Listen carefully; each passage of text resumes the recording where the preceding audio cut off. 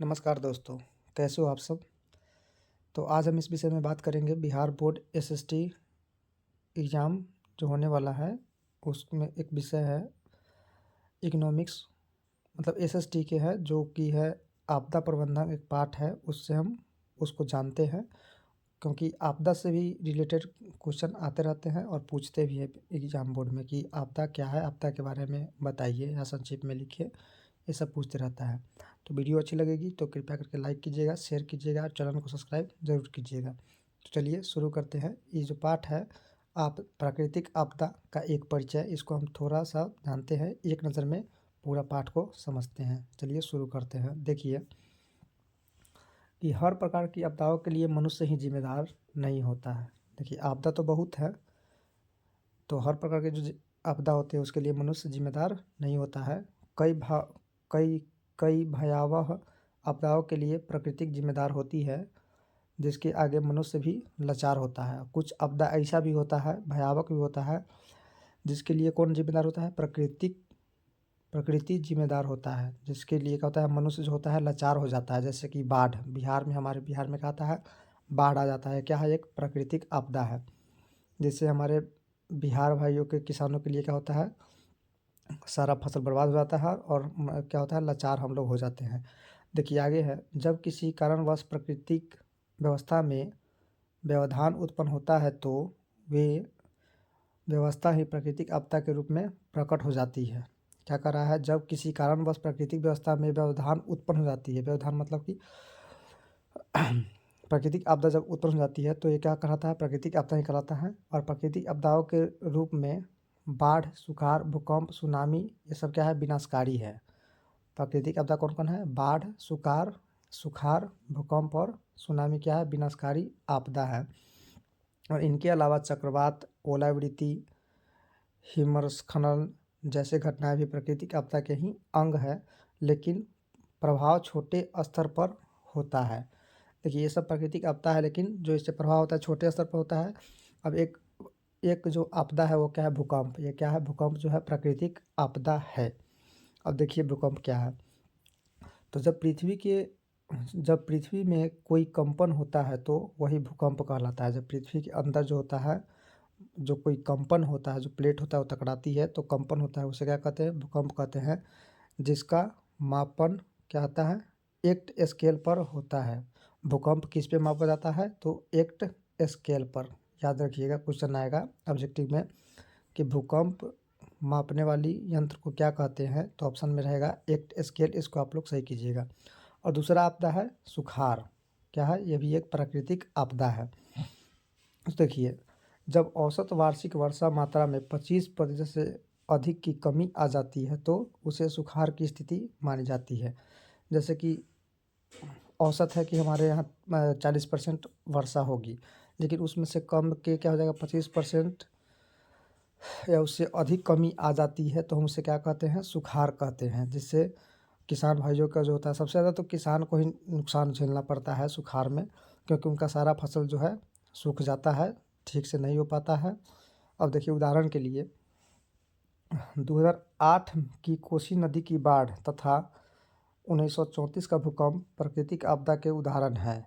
2008 में कोसी नदी में बाढ़ आया था और 1934 में जो है भूकंप आया था। यह क्या है? प्राकृतिक आपदा का एक उदाहरण है।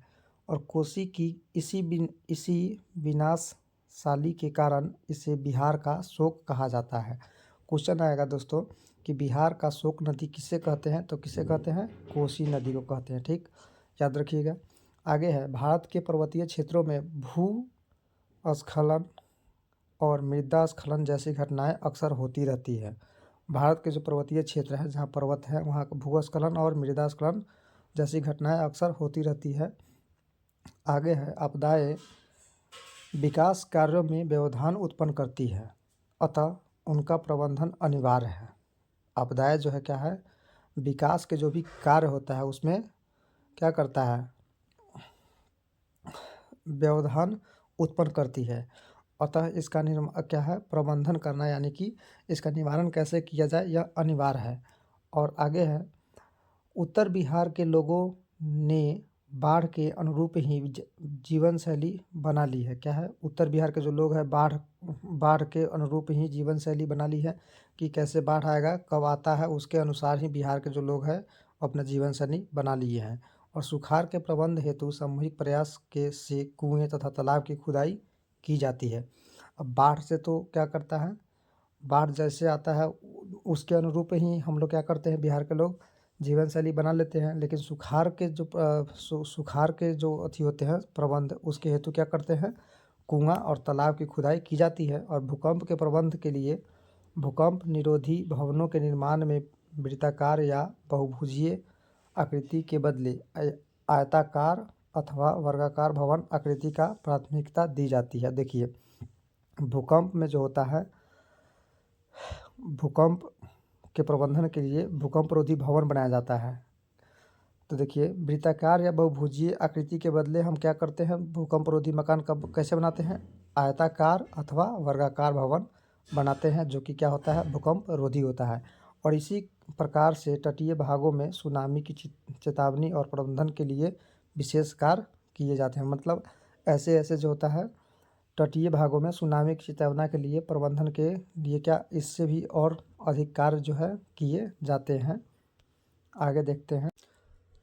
और देख लिए, हम लोग जो भी प्रबंधन करते हैं आपदा से बचने के लिए, वो क्या होता है, आम लोगों की सहभागिता के बगैर सफल नहीं हो पाता है। मान लीजिए जैसे अभी कुछ ही हाल ही पिछले महीने में 1-2 महीने शायद हो रहा होगा, उसमें क्या था, बाढ़ आया था सीतामढ़ी साइड में और जगह में बाढ़ आया था। तो क्या हुआ था, उसमें आम लोगों की जब तक सहभागिता नहीं होगी तब तक हम उसमें सफल नहीं हो पाएंगे। जैसे देखिए, क्या करते हैं हम लोग, आम जनता लोग, जहाँ बाढ़ आ गया जिस गांव में, उस गांव के लोग के लिए हम लोग क्या करते हैं, जिस एरिया में बाढ़ नहीं आ रहा था तो वहाँ से क्या हम लोग कुछ हेल्प करते हैं, या सामान वगैरह जो भी खाना पीना हो।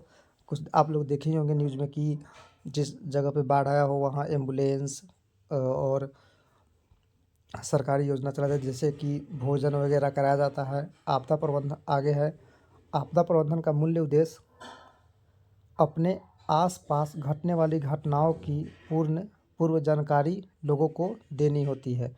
और आपदा प्रबंधन का मुख्य उद्देश्य क्या होता है, मूल उद्देश्य, कि जो घटना घटने वाली है उसका जानकारी देना। यानी कि घटना घटने वाली है उससे पहले ही जानकारी दे देना कि भाई ये घटना घटने वाली है, हम लोग इसका प्रबंधन कर लेना चाहिए हम लोगों को। ठीक, तो ये कैसी लगी जानकारी, समझ में आई तो कृपया करके लाइक करें, चैनल को सब्सक्राइब करें और शेयर करें।